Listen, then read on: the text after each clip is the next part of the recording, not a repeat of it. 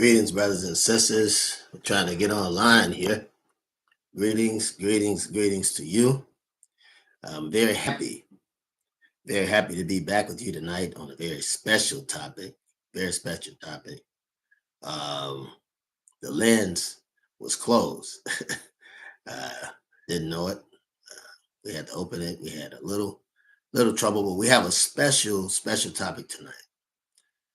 It's a topic of that all believers, no matter who you are, if you are a believer, you should be getting into this topic and understanding the reality of the persecution of the black man, the reality of the persecution of the black man and the persecution of black leaders, black people, male and female, persecution. And we find it throughout history, through research. We find it throughout history. Or one of the things that we find out, adjust ourselves. One of the things that we find out is that the main thing is that there is oppression. There is oppression of the black leader, the black family, black people in general. And in understanding that, we have to question, and it's just elementary, why are we being pressured? Why are we under pressure? Who is pressuring us? So we have to do that. And it brings us, you and I, brothers and sisters, it brings us to research. It brings us to enter research and enter analysis of ourselves, what we believe, what we study. It calls a self-examination of what we believe and what we study. And it challenges, when we look at the oppression of black people, the oppression of the oppressed globally, it causes us to look seriously at our values, as in what we value, what is important, what is special to us. It causes us to do those things. And I'm just, I'm humbled and touched because after close introspection and close retrospection and close research, excuse me, brothers and sisters, I'm sure you understand, I began to understand and accept that anyone that added any value to our knowledge, to our understanding, anyone that added any value have been assassinated, have been attacked because of the perspective that they hold and the perspective that they give to us. And I want to touch on two things. First of all, I want to tell you that they found in the Red Sea, they have found the army of Pharaoh. They have literally found it. All along the seabed, they found the army. The armies of Pharaoh. This is talking about the Inquisition of Moses, even though Moses and the people of Israel, or the bondage of Moses and the people of Israel, even though we know that it happened, it's always good to have proof, because we come this far by faith. We believe God. We believe what he says because we believe that through God, all things are possible. We are not doubters in the faith, but we are believers. Excuse me, brothers and sisters. Excuse me very much. I'm sure you understand. But we are believers. We're not doubters. We're not doubters. We're believers. So they've uncovered the army of Pharaoh in the Red Sea.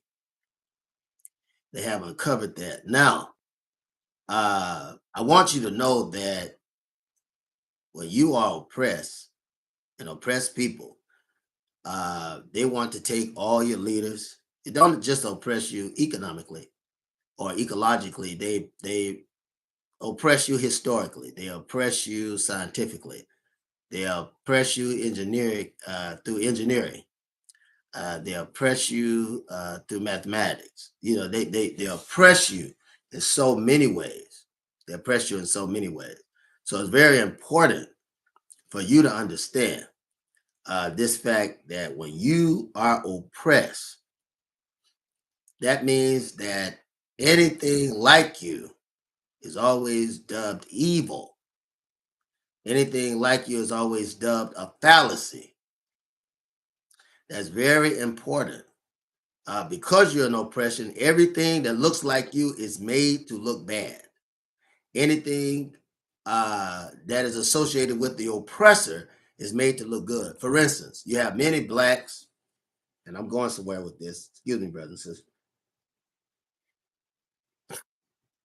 You have many blacks that don't like the color of their skin. They have self-hate. And many of them, because they don't like the color of their skin, will intermarry because they hate themselves. Their outlook of black folks is so bad, whether male or female, that they want to be associated with the oppressing party. They want to be associated with the oppressing party. And that brings a lot of other issues within the black community and without the black community. But it is a subject that needs to be discussed. It's the point that I'm making. It's a subject that needs discussion.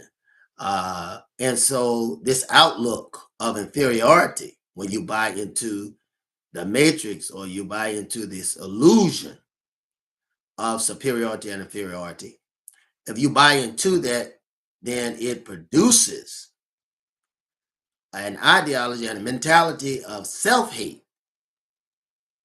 Self-hate. And so all your heroes, right, are to be discredited. All your leaders are to be discredited, right? Because the enemy is not going to let you have anybody you can look up to. Not going to do it. He's not gonna label you as an intelligent person. You may under oppression. You have, in reality, there are many brilliant people, many scientists, many educators, many leaders, many that are fealty. They have fealty to the black cause. Many that are proud, black and proud, but they're not going to show you that. They're not going to show you that. And the most skillful oppressor, excuse me, brothers and sisters, I know you understand. The most skillful oppressor will even integrate before he separate those that are oppressed. He will integrate before he separate from those who are oppressed. Because if further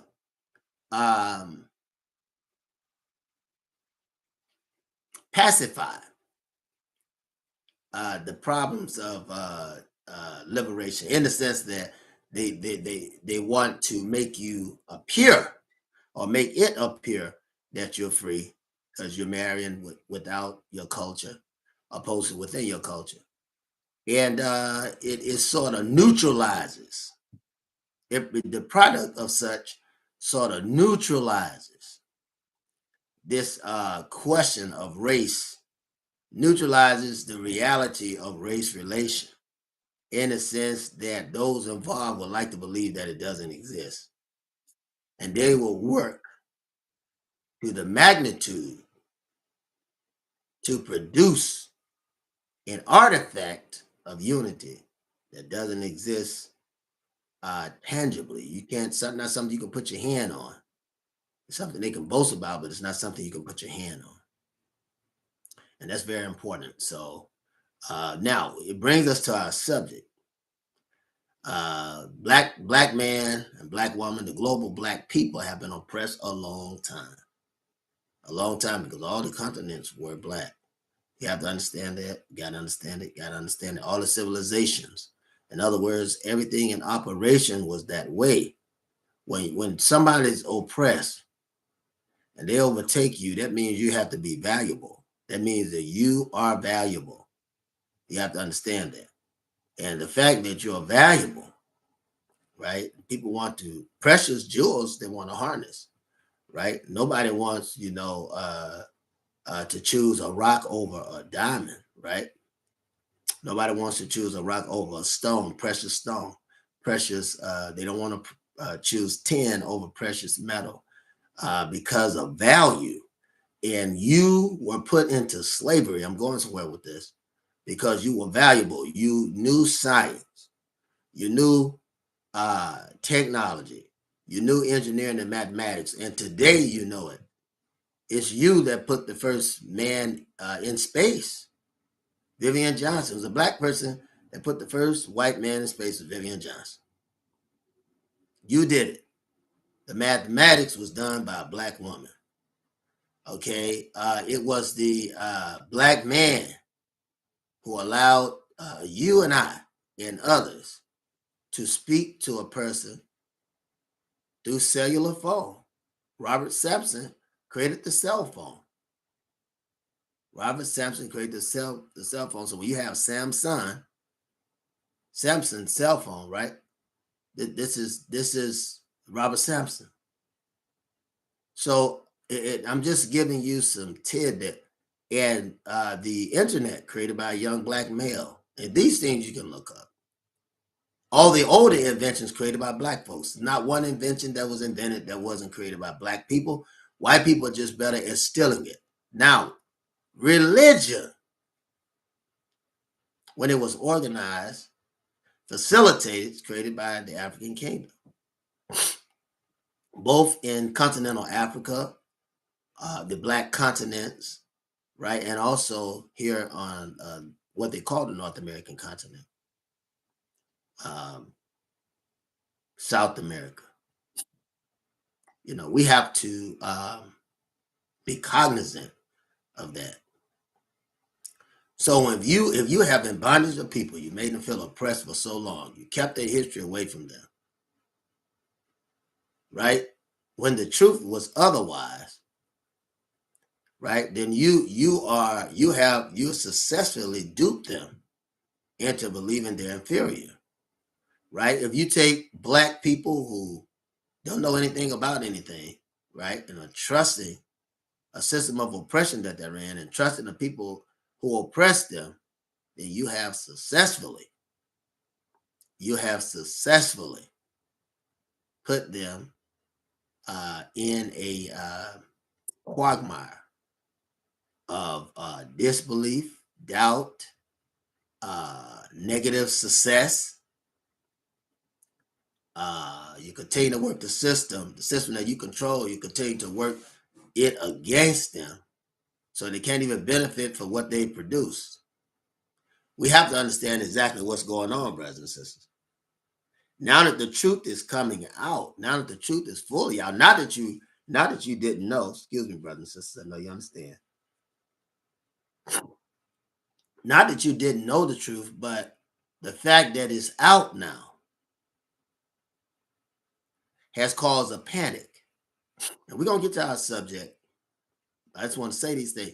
It's caused a panic among white folks. The reason they're having a civil war is because they don't know what to do with you and I. They don't know what to do with you and I. So this problem that they have, since they don't know what to do with you and I, has caused them to come to war with each other. My nose is running, brothers and sisters,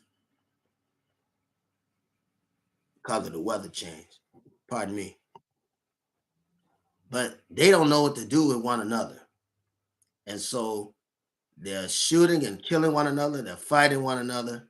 I mean, it's an all-out war. Even when they stormed the Capitol on January the 6th, right? Even when they stormed the Capitol, they're so frustrated that they don't know how to stay on top of you or continue the facilitation of oppression, that they're fighting one another. The minute they figure it out and come together, and the minute their how do I put this? Their black friends who support the system of oppression help figure it out. Then they're going to come back into the Black community, perpetuating evil, perpetuating lies and all of that, and using religion to back it up into the Black community. Now, why are we talking about religion? We talk about religion because religion is the cornerstone, the pillar of the Black community. The church is. No matter what the religion is, the religion facilitates an order, a conscious, and moral outlook for the Black community. So it organizes the Black community to operate in what is best for them. And that's very important to understand. So any under oppression, any Black leader you have under oppression has to be demonized, and even more so today, because if you were to really understand, brothers and sisters, what that leader was trying to put out, then your freedom would be inevitable. Your liberation mentally would be inevitable. Spiritually, it would be inevitable if you were to understand what they're saying. If they were alive to remind you reasons as to why you must challenge this world and the machine psychologically, religiously, why you must have a mindset and an opportunity to express that mindset, to rally the oppressed, to guide them to new heights. If you were to really understand who these leaders were, why they came, such as Dr. King, such as Minister Malcolm, such as Denmark Vesey, such as Stokely Carmichael, Medgar Evers, Huey P. Newton, you name it, Barbara Jordan, Harriet Tubman, you name it. If you were to understand the evangelical cause of these leaders, because all of them were guided by a religious conscience and a religious understanding. If you were to understand that, then you would have the knowledge. Then you would have the conviction as to why your freedom, your liberation, your justice is inevitable. You would have the understanding as to why it must be now. You would have the understanding of why we can't wait. You would have that understanding. And everything, if you understood true liberation, you really understood religion, what it promises you, what it has for you. If you could truly accept the global aspirations of a divine power, theologically, psychologically, sociologically, mentally, and even physically, if you were to really understand that, then you would move and operate in that power. But the oppressor can't have any Black leader in front of you that is going to encourage and embolden you to challenge the machine of oppression. You have to understand that. Who was Jesus? Jesus was a Black man out of Palestine, an African. And this is factual history. You can find it now. AI will tell you. Mary, his mom, an African woman out of Palestine. Come out of Palestine. Joseph, his father, a Black man out of Palestine who has a lineage that is attached to the temple. Not only that, but and I mean the religious temple, the priesthood, because he was also royalty and a true prince A true prince tied to the kingdom that had been taken over by the Romans, had been taken over by the Greeks. And the aspirations of the people were to put their king back on the throne. There were other princes that were there. The son of Abbas was also a prince. From the 12 tribes of Israel, each disciple from the tribe also were in the place of knights and lords who desired to see Jesus back on the throne. So when you read the Bible, I want you to understand that this is an actual history. When they're talking about a kingdom, they're not talking about any kingdom in the stars. They're talking about the kingdom on earth, that if the righteous and rightful ruler is brought back to rule on the throne, then he would set captivity captive. In other words, what does that mean when the Bible says that? He would lead us out of captivity. He would take the power away from our oppressors. Because everywhere that this oppressor went, the white man, this oppressor, everywhere he went, he invaded, he caused violence and bloodshed. Everywhere he went, he invaded, he caused violence and bloodshed. You have to understand what's going on. This is not a fairy tale. This is the actual history of what happened to a black leader who was concerned about the nationalism of the Jews, whether they would be from the tribe of Dan to the tribe of Benjamin, all 12 tribes. This is a leader that was concerned about his people and the displacement of his people after they had been invaded by the Mediterraneans who come out of the mountains, cavemen, after they had been invaded by the Hyksos. The same people that had invaded what they're calling Egypt, because there's no such place as Egypt. I have to say that. And there's no such people known as the Egyptians. This is the writing of the oppressor to distort your knowledge of what's going on. That's why he changes the name of places to create an illusion, not a history, but an illusion, right? Which is relevant to his dynasty. Now, as far as blacks are concerned, when they're invaded, the place they're calling Egypt his actual name is Kemet.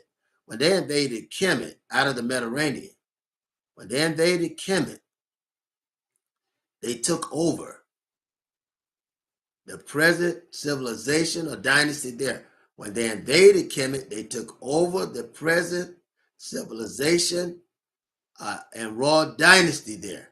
And they began to integrate. I'm using these terms, same term white man has used for a long time. They began to integrate. They began to populate, create, and decimate. And I'm going to go over that real quick. First thing they did was integrate. Now, I told you how integration works. Excuse me, brothers and sisters. I know you understand. I've told you how integration works. When someone integrates, then it is really infiltration. It's to get in between people who are congregating with the united ideals and morals.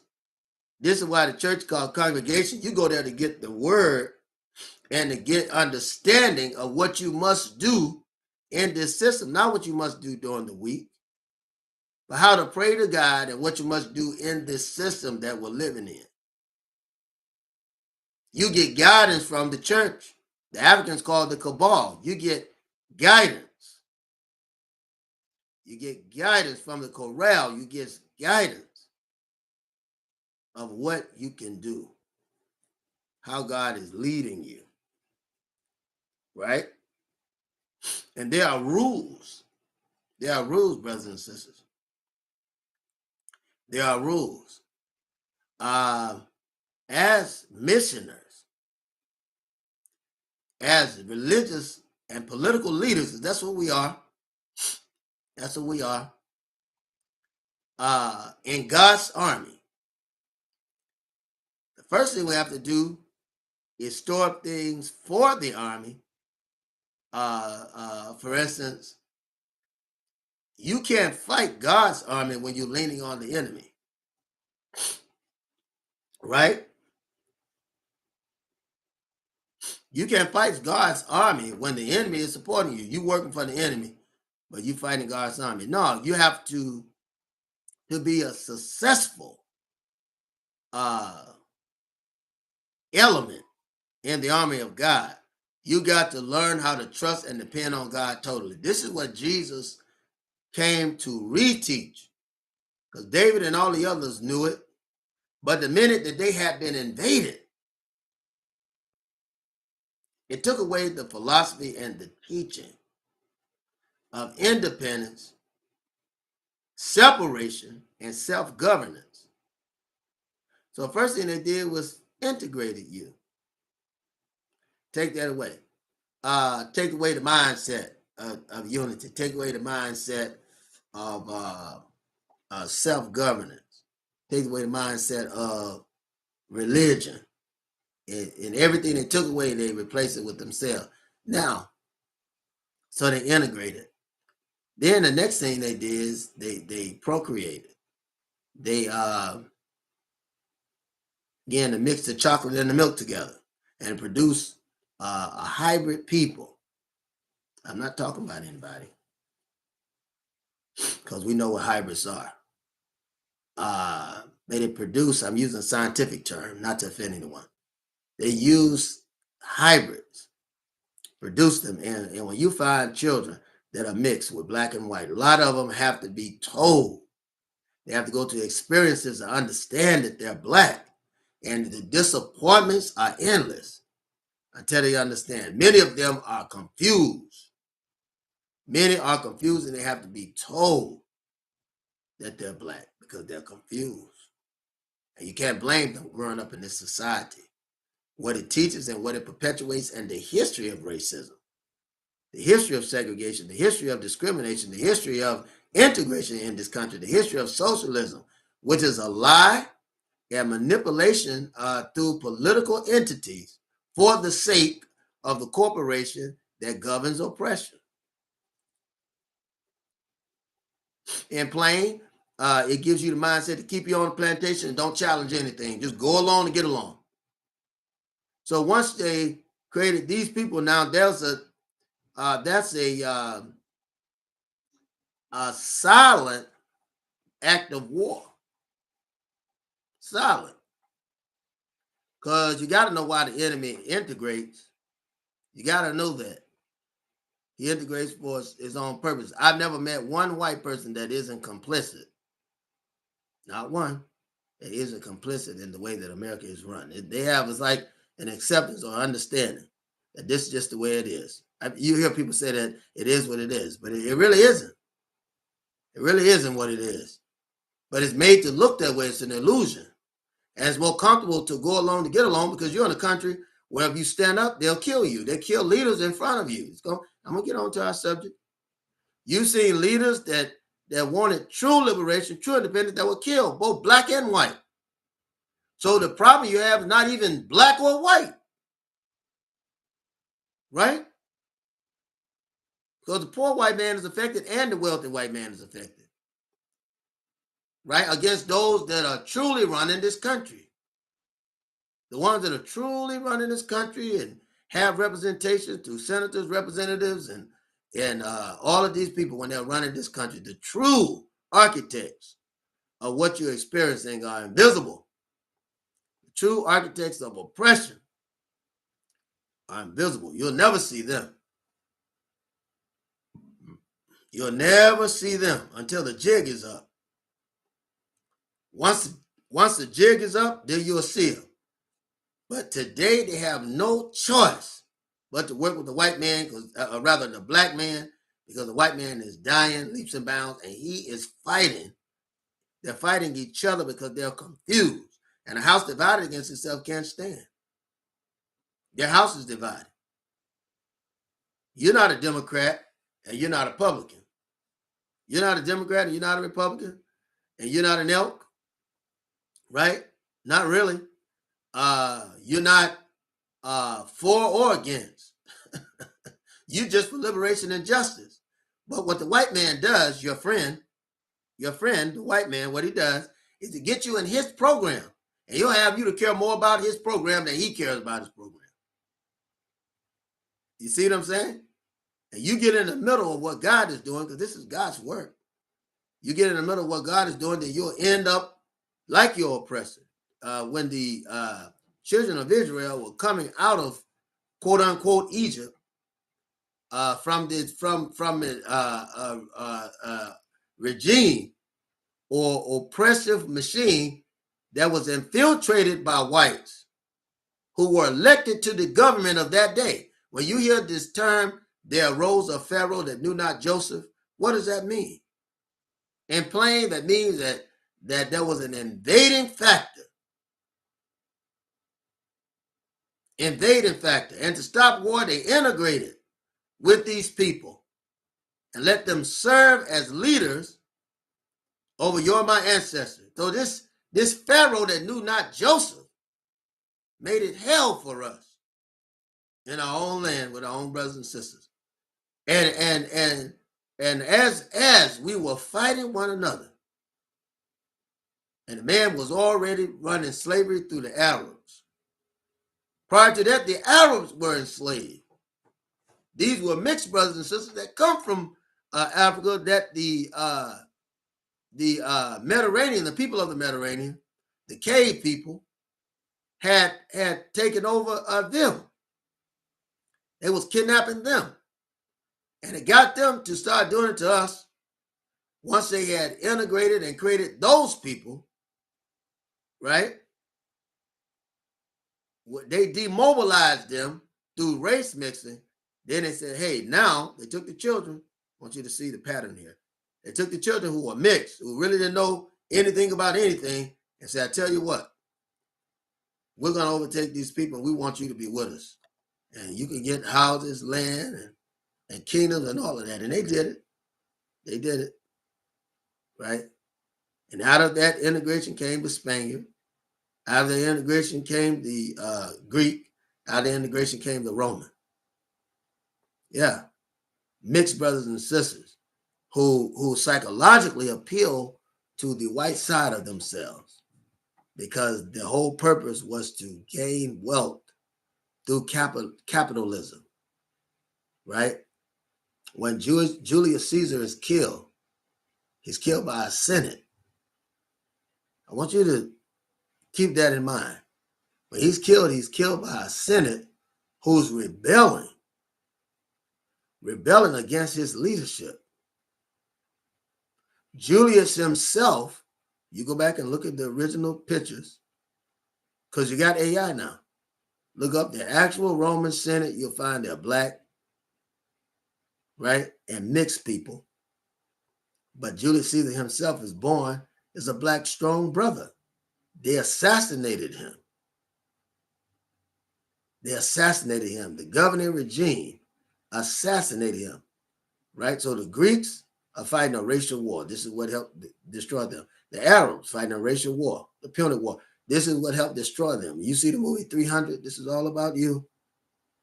It's all about you and how they're trying to take over kingdoms that have already been created. And we don't have enough time to really get down in it and explain it. But I challenge you to study and read it and understand that these dynasties, these kingdoms that were being taken over was you. Now, you had leaders that were rising up as a result. Same reason Malcolm rose up, because you're in oppression. Same reason Dr. King rose up, because you're in oppression. God raised them. God raised them. He raised Nat Turner. He raised Harriet Tubman. God raised them. God raised them. They weren't talking no unity with the white man. Trying to get out of slavery, get out of oppression. They weren't talking no unity. Whatever they had to do to get out of this situation, they was trying to do it, but they didn't want to work with the white man. So much so they were so willing to get themselves out of that situation. Anybody else that were willing to listen, that they would literally kill black brothers and sisters that would turn against them. Now, how does that make sense to Jesus? How does that relate to what happened to Jesus. Let's listen to this. First of all, he was a real person that had concerns about his people that were in oppression. When you read the Gospels, they are giving account of this religious and political figure that is concerned about educating and elevating the mind of his people to get out of bondage.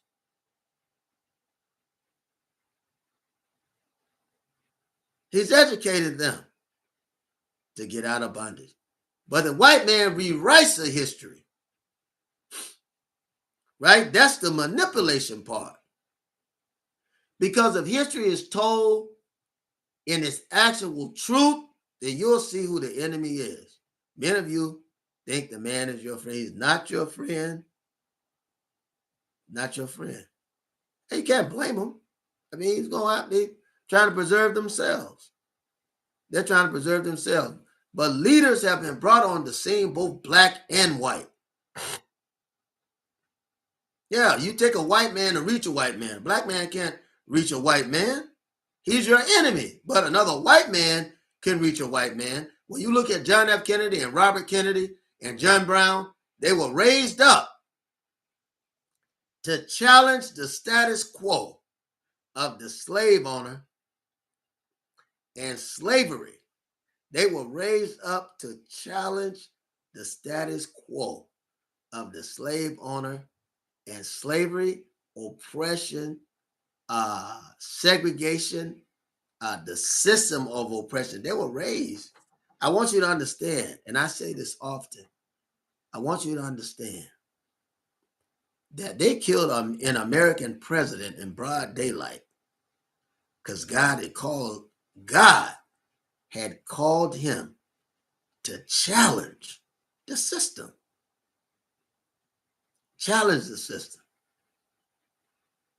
See? Caused him to challenge the system. And we have to understand that. We have to understand that only a white man can reach white people. You got to understand that. Other than that, black people in the presence of white, they will always think they're dominant over you in this system of oppression because they run it. And they're raised in a system of oppression. You have to understand that. So when they knew that John F. Kennedy was ridiculing this government and the oppression and even the wars that it fight, rather than investing in it to make liberation a reality, they had to kill him. They got him out of the way. This is my opinion, and I can speak it. And I say this in wisdom. Excuse me, brothers and sisters. I know you understand. I say this in wisdom. So they had to get rid of him. Robert Kennedy, what did he want? What was his aspirations? When they saw it, we can't have that either. We can't have these Kennedys shaking things up. We need to keep things the way they are. You had the first official coup, brothers and sisters. Excuse me, we're not going to let this nose drizzle get in the way. You had the first official coup. First successful coup, I should say that. Successful. During the president of John F. Kennedy. During the presidency of John F. Kennedy. So successful and so well planned. So successful and so well planned that it literally destroyed the government. And it was prophecy. It was prophecy. If the white man knew better, he would have never did it. But God arranged it. God arranged it. And this inner turmoil and inner fighting has been happening ever since. Ever since this country was created, it was doomed to fail. Because of the philosophy that it cast, it was doomed to fail. Now, God called leaders. Gifts and callings are without repentance. And whether uninspired or invigorated or inspired, they'll have to fulfill the parts that they play. And that's the whole purpose of being moral and having moral intelligence, because then you can understand the bigger picture. Now, I said that to say this. I don't believe in integration because I know it doesn't work, and I know it is political. And anything that's in civil rights, anything that is in civil rights is not of God. Human rights is of God, but not civil rights. And I have enough common sense to know that I made the mistakes to understand it.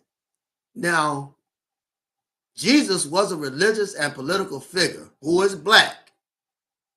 Now, I want you to understand they've been killing black leaders a long time. You have to understand that they've been killing black leaders a long time. This is nothing new.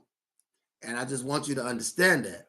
And in the light that he has garnered all of this power, in the light that he has garnered all of this popularity, in the light that he is actually creating acts and performing miracles to further solidify his position in the community and life in the community as a merciful God leader who would deliver brothers and sisters that are oppressed, give them a different mindset, liberating their mind, liberating their body, liberating their soul, right? Setting their heights on a system that is one day governed by God. So that the old system is passed away. What do we mean? That if we take the power as people, right? Because Jesus was a revolutionary, and he was rallying people against the Romans, against the Jews, against the Greeks. This is why he was speaking these messages. You got to go back and really research and study the Bible to understand who Jesus was. Revelation 1:13 said he had feet of brass, right? The color of brass. Hair like lamb's wool, nappy hair, right? Eyes is flaming fire, angry. A ministry of disgust against a system that oppresses the people of his day. And you go in that region where he is, the people are as dark as we are in that region. With nappy hair, the original Palestinian. Don't look at the integrated Palestinian. That's what they'll show you. That's the white man. That's global oppression will perpetuate what they want you to know or see. But in reality, it's not that at all. When they say African American, for instance, what do they do when they say African American? What do they do? When they say African American, they'll show you somebody who's mixed, right? Barack Obama is an official African American. He's mixed. That's what they'll show you. But they're not showing you the true African born in America. They're showing you what's appealing to the white regime, the white oppressor, the one that's taken over. And I'm just pointing these things out to you because you've got to wake up. I'm not teaching racism. I don't believe in racism. I don't subscribe to racism. But I do subscribe to truth and reality. I subscribe to truth. And I want you to know the truth. Because that's the one epidemic that the white man can't cure. It's truth. He can't cure that epidemic. So, and brothers and sisters, I wasn't going to be for you long. And I'm just about done. But I pray that I've been strong so that you can understand exactly what's going on. Jesus was killed because he was black. He was killed because he wanted to reestablish his kingdom. He was killed because he was a revolutionary for the black cause, the global black cause, a revolutionary for the oppressed, and desired to lead his brothers and sisters out of captivity that they may be free. And that's what I wanted to put before you. And I want you to think about that. I want you to digest it, and I want you to study it. Brothers and sisters, I love you. If I didn't say it in the beginning, I said to you now, I love you and love one another. Mothers and fathers, love one another. Love your children. Children, love and obey your parents. Because this is right. This is right. And I encourage you and I greet you in the words of peace. Assalamu alaikum. Peace be unto you.